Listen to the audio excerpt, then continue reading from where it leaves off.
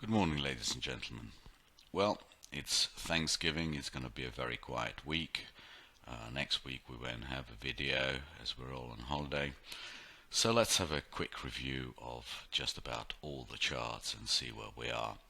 The risk profile of the market is just not changing. It's a moderate trend without very much excitement, although it doesn't feel like that in terms of price. But in terms of percentages, we haven't really moved up very much for a very long time. We're still fully in risk on in all the three models. The moving averages, as you can see in these boxes down here, are still diverging very slowly, very slightly, and there is no reason to change our posture, which is one of buying dips in the relative performance of SPY against TLT. Basically, the model is saying all the models are saying stay invested in stocks rather than bonds. There will be better opportunities there rather than in fixed income. If we look at deviations, basically we're just crawling up the red line, which is diverging. We see where the trading opportunity is. It's down here. That's the trading opportunity, and that's going to be 30-20 or 30-30, something like that, as the market rises. For the time being, it's just very quiet, and basically you're looking to sell the red line and buy anything below. I mean, as you know, it's really hard to make more than 10 or 15 ticks out of this market. Trade location is all important. And if we look at the various sectors, we will see why the market has such trouble going up much more than 0.5% to 1%. It's basically because all the sectors which are the really important ones are in very overbought positions, and all the others which are not, like XLU, are such a tiny part of the index that they really can't help it go up very much or influence it very much at all. So here we have the largest sector, XLK. You can see that it's really done a lot of work here. It'll probably retrace some more. That's why I'm not really bullish of SPY. I still think it's in a range, but you have to respect the price action. XLF taking the strain of XLK, so they seem to really work in tandem. When XLK is weak, XLF is strong, and basically the index SPY can't go anywhere. And that's what seems to be happening. XLF certainly is an indicator that the market does not expect the bonds to do very much, but the curve to steepen and get cheaper funding for the XLF sector. So, XLV, another quite large sector, it's vastly overbought. I mean, what the market is thinking here, I have no idea. It's probably repricing some internal polling that people have done on a Democrat win or something like that. But to me, this sector is very unattractive, simply because I don't see the risk reward of being long of it. It can get destroyed or it can go up a couple of percent. To me, it's just not worth even thinking about it. And all the others, like the consumer staples and even the XLY, are completely stuck. What kind of a rally are you going to get with XLY in this technical position? Just non-existent. So that is what all the sectors are saying. Basically, it's going to be a quiet market. As soon as XLY comes down here, it'll be a buy.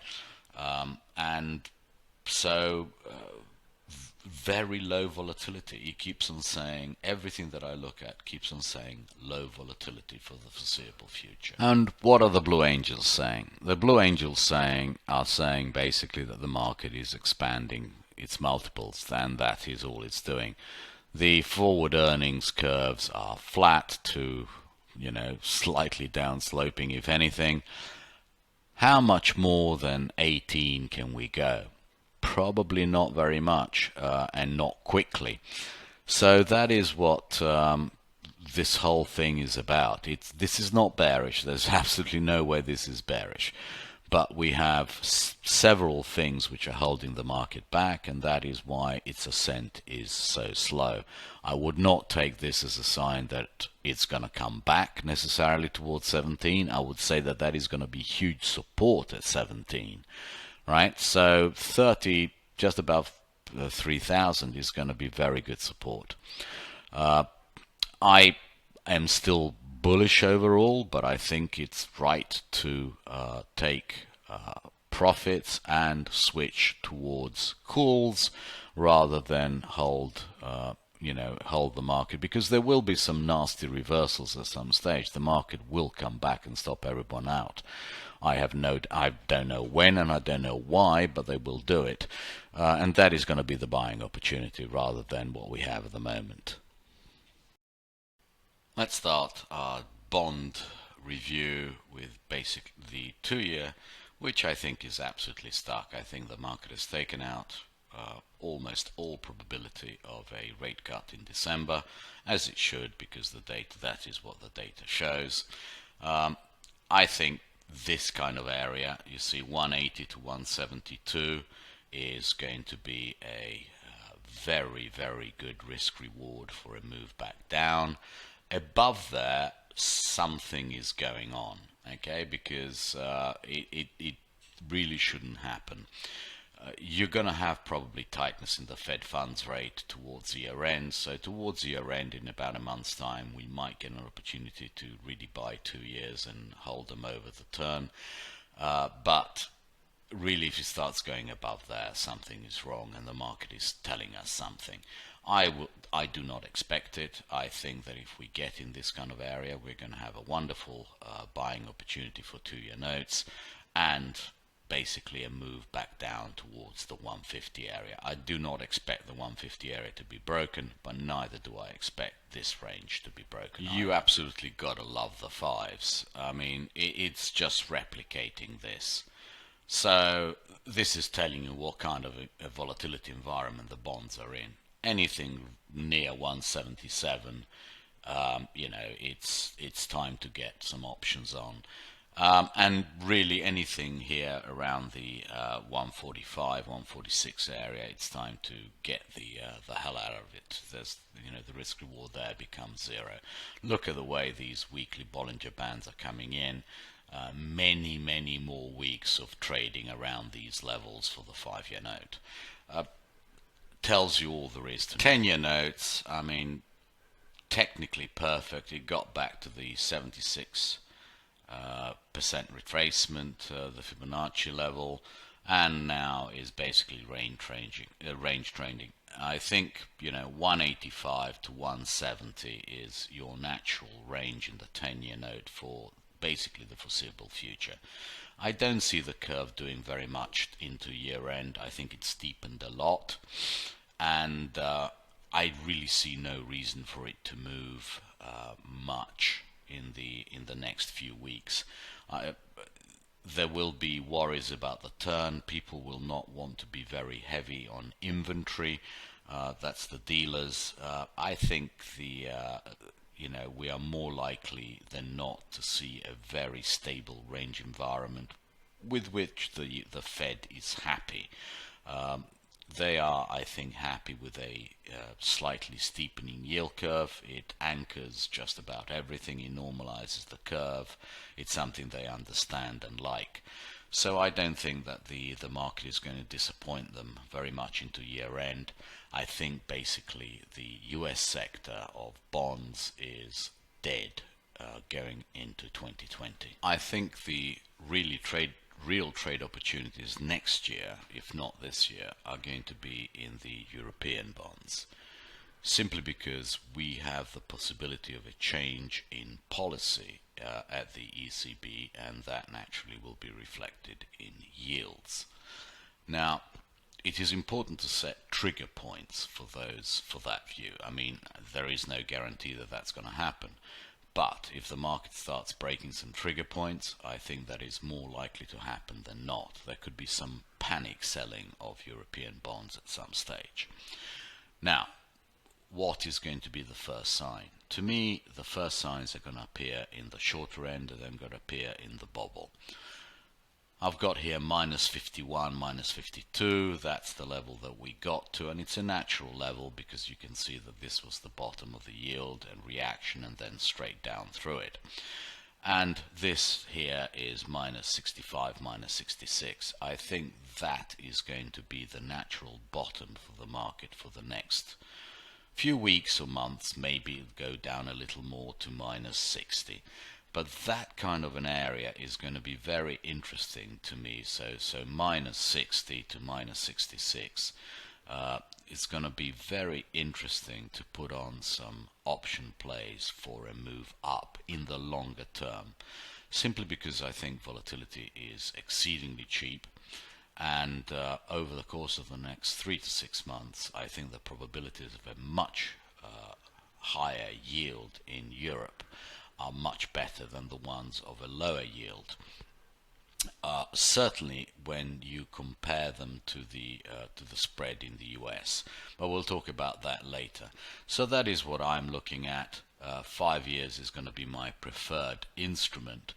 And if we look at the 10-year, I think that is actually going to be far, the Bund, that's going to be far less interesting. I think the Bund has now reached an equilibrium level. There are so few Bunds out there that the QE is going to distort the yield. Minus 23, minus 40. That's the kind of, this is the 172 level that I think is going to be very hard to break in the Bunds. It's not something that I really want to play in. I think if we get to the minus 23 level, you could do a trade. But really the more interesting thing will be to look at it and see if it starts breaking together with the bubble. The bubble will be the much better indicator that something is changing in ECB monetary policy. Than the Bund. The Bund has got so many cross currents to it that it's going to be far less clear. So that is what I'm looking for in European bonds over the longer term. What I'm also looking at all the time is this spread to Germany against Italy. And I think any kind of retracement here to 147 is very, very good risk reward for a long Germany, short Italy. I've tried it a few times, made a bit of money, but it's not impulsive, is it? It's certainly not impulsive. But this really good trade location is going to be at 147, and then we see. To say about the low volatility special, i.e. the US dollar. Someone brought up in the 80s in the markets to have such low volatility in the US dollar and the foreign exchange in general is completely anathema to me, and I really don't know what to think. The market is though doing nothing wrong. It keeps on coming back to the 200-day moving average. It's just trading around. It's holding the channel. It's very tough to sell it at these levels. It just doesn't. There's nothing to do that I can see. If we look at the components, i.e. here's a chart of the Euro USD, which is the main component by far. It doesn't look bad. Look at the 200-day moving average. Every time it gets anywhere near it, it rejects. The technicals are doing nothing wrong, so there is absolutely no reason not to keep on selling the rallies in Euro USD. I can't see it. This selling of rallies in Euro USD is actually doing cable no favors.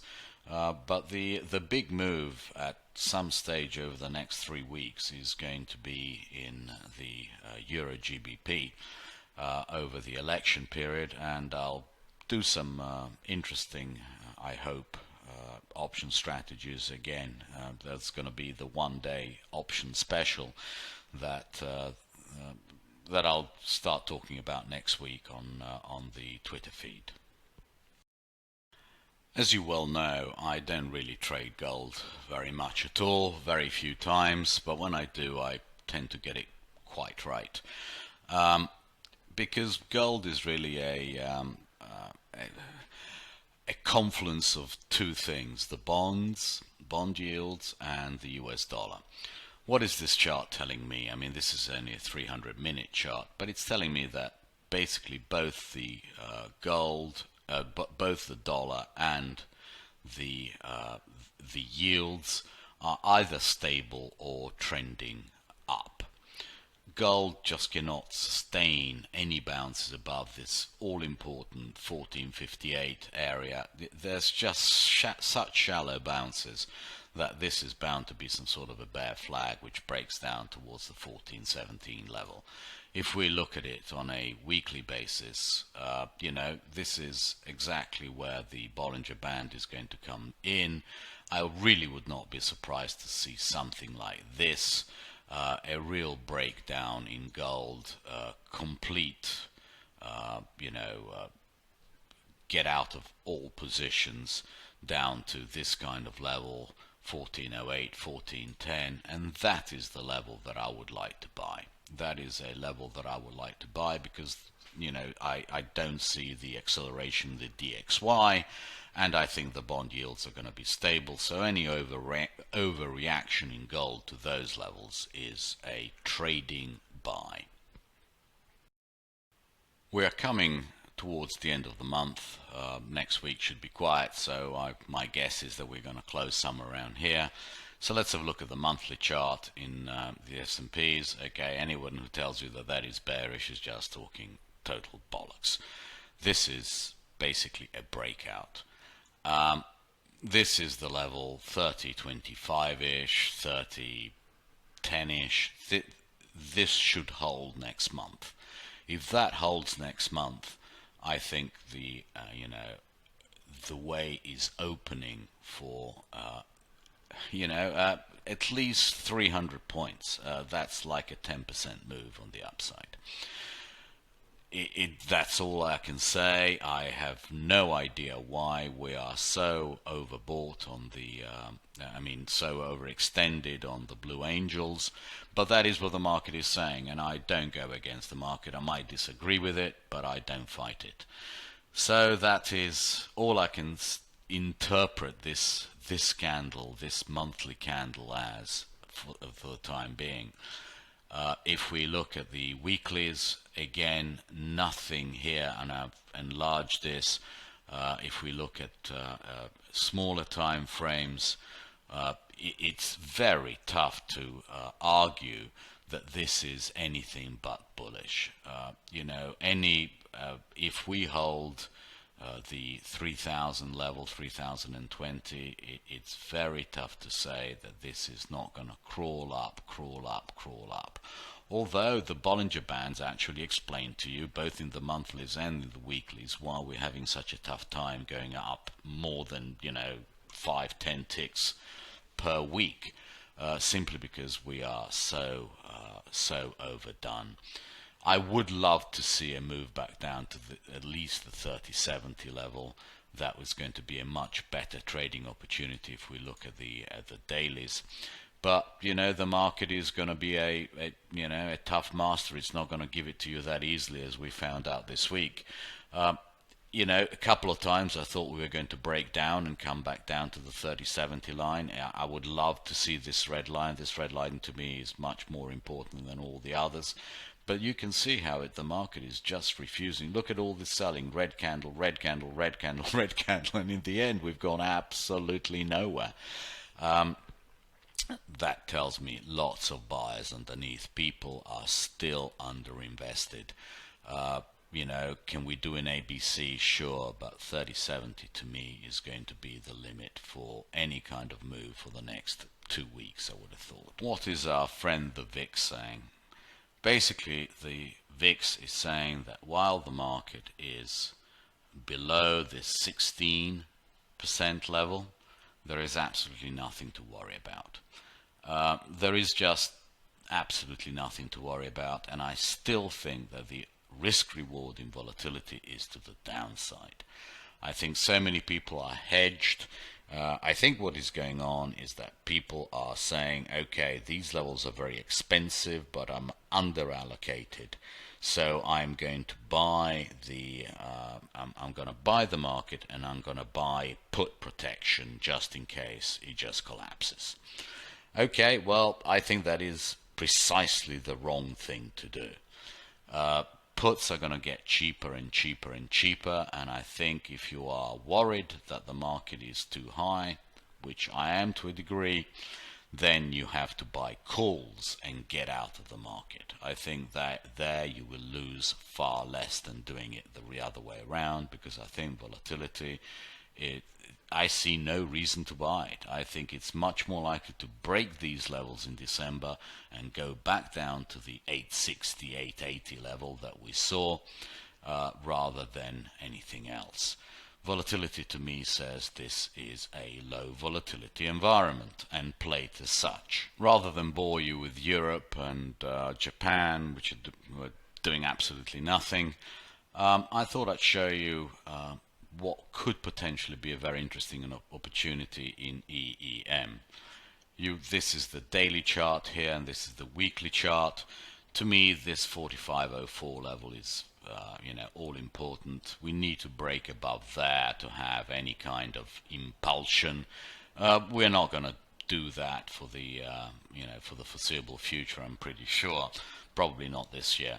But what I'm trying to get at is this longer term moving averages in EEM are turning up even on the weekly and here on the daily. So you can see that this area just above 42 and just below 42 on the weeklies is very, very, very attractive.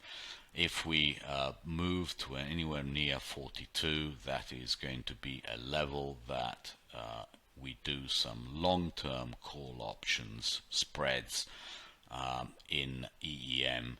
It's going to be, or basically, since it's going to be a low volatility environment for them too, I guess you buy the 42 level and you sell the 45 level, and you keep on rolling it. I think that provides very good risk reward. Anything near 42 for the medium to long term is a better bet to me in EM than SPY.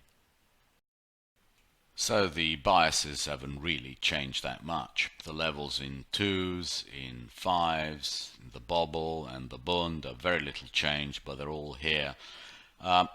This is really going to be the alerter above minus 51. That will tell you, that's going to be your early warning sign that something is going on in Europe. And if something starts going on in Europe, and I think the possibilities are there because you have a new ECB head, you have complaints about policy from the Germans and from the Dutch, and those are the guys who fund the European Union and therefore the ECB and pay their pensions and pay their wages. So eventually their voices will be heard. So what I'm saying, I don't know whether that's going to happen, but what I'm saying is that there is a possibility that that happens, and that minus 51 level I think is going to be the early warning sign. I still like the idea of Italy short against the Bunds.